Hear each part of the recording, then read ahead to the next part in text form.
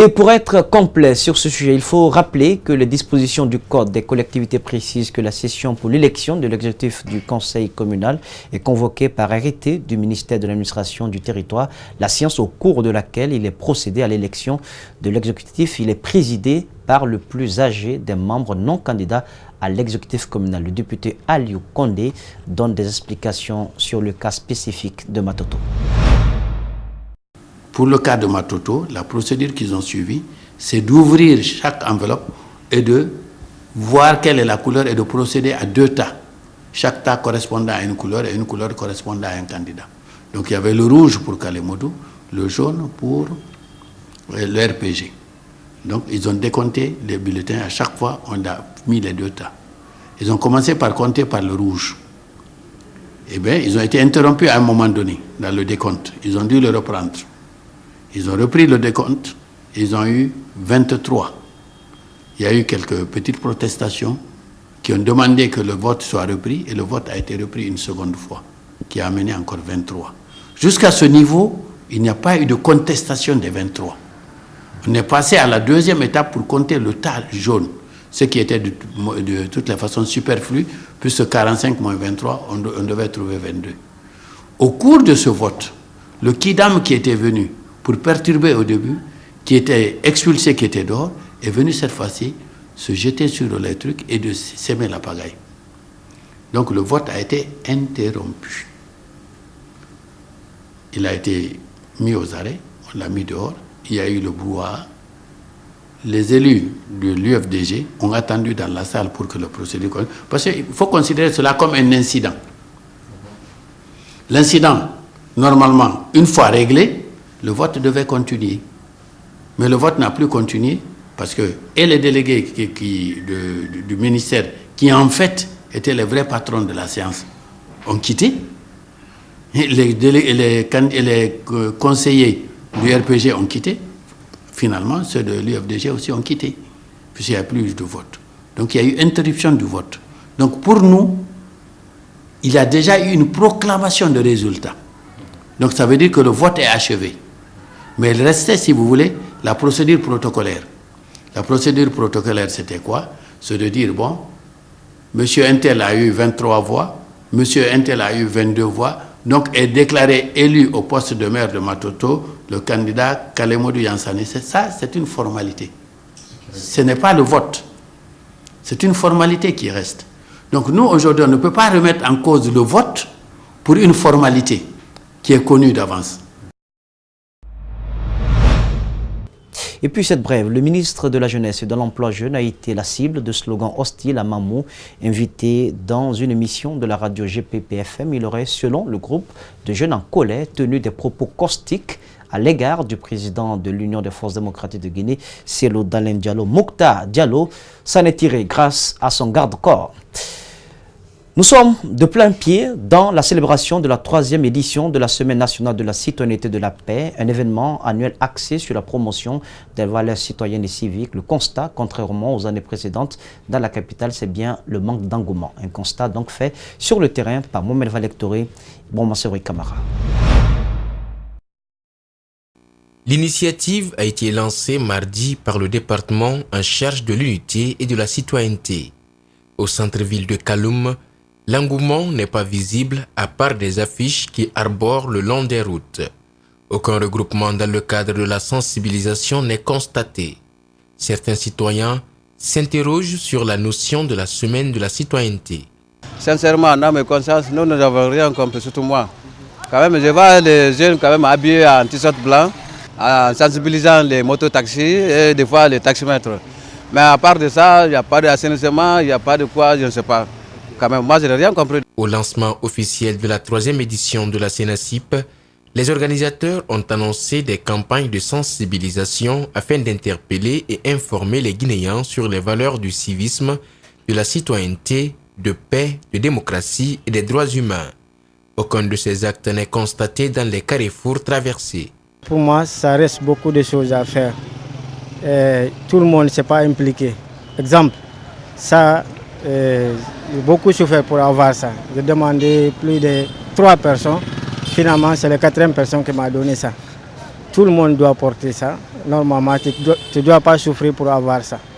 Si le ministère débloque beaucoup de l'argent, il doit fabriquer beaucoup de t-shirts pour les gens.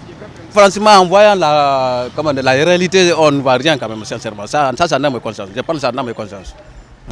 Ce sont au total 3 milliards de francs guinéens qui ont été débloqués pour cette 3e édition de la SENASIP. Pour cette 2e journée, l'engouement se fait encore entendre à Conakry. L'impact est peu visible. Je vous invite à un détour dans le Kakandé pour parler du début des journées portes ouvertes de la presse par la compagnie de bauxite de Guinée, CBG en abrégé. La direction générale de la compagnie a voulu à travers cette opération informer l'opinion publique sur les activités que mène la plus grande compagnie minière du pays avec un actionnariat de l'État à hauteur de 49%. Cette première étape a concerné l'usine de Kamsa avec des installations qui débouchent sur le port minéralier de la CBG. Abdoulaye Keita, Salifo Lifo-Sissé était de la partie. De 1973 à date, la compagnie des bauxites de Guinée a exporté plus de 500 millions de tonnes de bauxite traité, soit plus de 5 milliards de dollars américains injectés dans l'économie nationale. Pour y arriver, l'usine de Kamsar, elle est en extension pour permettre à la compagnie de renforcer les capacités annuelles de production de bauxite. Pour cela, un nouveau concasseur a été installé à 90%. Alors, maintenant que les choses ont évolué, on a construit ce grand trou-là, on appelle le puits de concassage, pour pouvoir installer dans le sol le concasseur primaire que vous voyez en bas là. C'est un concasseur à cylindre denté qui va recevoir directement la bauxite de Sagaredi. Vendre de la bauxite est un idéal, mais la compagnie des bauxites de Guinée se veut un modèle dans le domaine qualité de son projet. Une vision qui exige de tout ce mécanisme, depuis l'exploitation, le concassage, mais aussi le séchage, pour arriver à une bauxite qui réponde aux critères de compétitivité. C'est un avantage énorme, parce que vous ne vendez pas de l'eau, vous vendez de la bauxite. Les contrats de vente de bauxite, le prix est calculé avec une humidité de 3%. Donc si vous chargez une bauxite à son état naturel entre 12 et 13%, si elle est au 12, c'est-à-dire que vous transportez 10%, environ 10% d'humidité inutile, que l'autre n'achète pas. Et deuxièmement, ça coûte les frais de transport parce que les bateaux, ils te chargent par tonnage. Donc tout ce tonnage d'eau que vous transportez, c'est de l'argent perdu. Un autre challenge de la compagnie des bauxites de Guinée, c'est la sécurité dans le travail, mais surtout la lutte contre les pollutions dans ces opérations de traitement de bauxite. On a réduit le taux de poussière entre 50 et 100 grammes par mètre cube. Alors qu'avant, quand vous veniez ici, c'est du jour rouge que vous verrez, une poussière toute rouge qui polluait. Et aussi, l'eau qu'on utilise ici, c'est un processus très particulier qui est unique. Ce n'est pas de l'eau qu'on pompe à partir de nos rivières ou à partir des forages. C'est l'eau usée qui est utilisée dans la cité. Des équipements nouveaux et modernes au laboratoire de chimie, des performances en matière de santé et sécurité, une portée économique, la compagnie des bauxites de Guinée s'investit pour la fin de son extension l'an prochain. Après Kolabouyi et Kamsa, les membres du comité de concertation de la localité minière de Boké étaient en formation basée sur les mécanismes de dialogue et la réduction des conflits entre sociétés minières, autorités et communautés locales impactées. Search for Common Ground et la GIZ visent à faire des différentes zones minières des havres de paix où, par le dialogue, les conflits sont réglés. Abdoulaye Keita et Salifo Lifo-Sissé. C'est une initiative de Search for Common Ground et la GIZ. L'activité s'est tenue à la bibliothèque préfectorale de Boké.